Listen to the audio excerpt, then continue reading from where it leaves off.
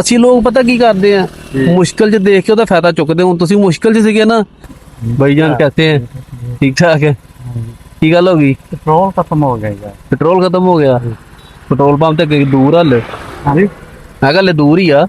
वो नहीं मजबूरी है ਪੈਟਰੋਲ ਦੇ ਦਈਏ ਤੁਹਾਨੂੰ? मेरे मेहरबानी कहते हैं ਹੈ ਲੋ ਜਨਾਬ, ਬਿਸਮਿਲ੍ਲਾ ਕਰੋ।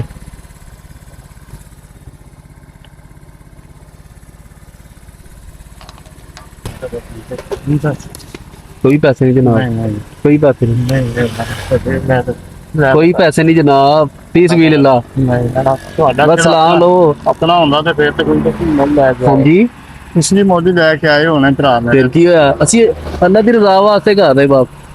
ਹੁਣ ਦੇਖੋ ਤੁਸੀਂ ਪਰੇਸ਼ਾਨੀ 'ਚ ਖੜੇ ਸੀਗੇ, ਹੁਣ ਤੁਸੀਂ ਬਾਰ-ਬਾਰ ਦੇਖ ਰਹੇ ਸੀ ਪਿੱਛੋਂ ਕੋਈ ਆਵੇ ਤੇ ਹੈਲਪ ਦਾ ਕੰਮ। ਇਸੇ ਤਰ੍ਹਾਂ ਹੀ ਆ। ਜਾਂ ਸਾਰਾ ਤੁਹਾਨੂੰ ਜ਼ਿਆਦਾ ਦੇਗਾ ਤਾਂ ਤਾਲਾ ਤੁਹਾਨੂੰ। ਇਹ ਸਿਰਫ ਲੋਕਾਂ ਨੂੰ ਮੈਸੇਜ ਦੇਈਦਾ ਕਿ ਯਾਰ ਕਿਸੇ ਨੂੰ ਮੁਸ਼ਕਲ 'ਚ ਦੇਖੋ, 2 ਮਿੰਟ ਖੜੇ ਹੋ ਕੇ ਉਹਦੀ ਮੁਸ਼ਕਲ ਹੱਲ ਕਰ ਦਿਓ, ਜਿੰਨੀ ਕੁ ਕਰ ਸਕਦੇ ਆ।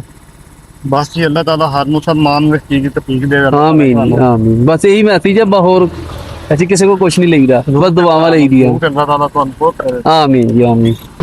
ਅਗਲਾ ਚਿਰ ਦੇਣਾ ਭਾਈ ਤੁਹਾਨੂੰ ਇਹਦਾ। ਬਸ ਬੰਦੇ ਕੋਲ ਲੀਰ ਰੱਖਣੀ ਨਹੀਂ ਚਾਹੀਦੀ। ਮੈਂ ਤੁਹਾਨੂੰ ਵੈਸੇ ਹੀ ਦੱਸਿਆ ਕਿ ਫੈਸਲਾਬਾਦ ਤੋਂ ਆਇਆ ਮੈਂ ਇੱਥੇ। ਮੈਂ ਯਕੀਨ ਕਰੋ ਬਹੁਤ ਖੁਸ਼ ਹਾਂ। ਸਭ ਤੋਂ ਵੱਡਾ ਰਿਸ਼ਤਾ ਜਿਹੜਾ ਇਨਸਾਨੀਅਤ ਦਾ ਹੁੰਦਾ। ਹਾਂਜੀ ਜੀ, ਸਭ ਇਹਦੇ ਤੋਂ ਵਿੱਚ ਇਨਸਾਨੀਅਤ ਜ਼ਿੰਦਾ ਹੈ ਨਾ।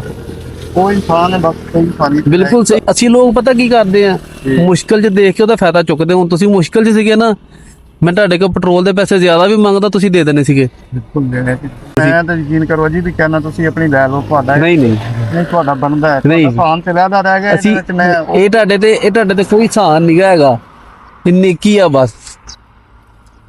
ਓਕੇ ਜਨਾਬ, ਰੱਖੇ ਭਰਾ ਨੂੰ। ਦੁਆਵਾਂ 'ਚ ਯਾਦ ਰੱਖੀਏ ਬਸ। ਲੋ ਬਸ ਇੰਨੀ ਗੱਲ ਸੀ।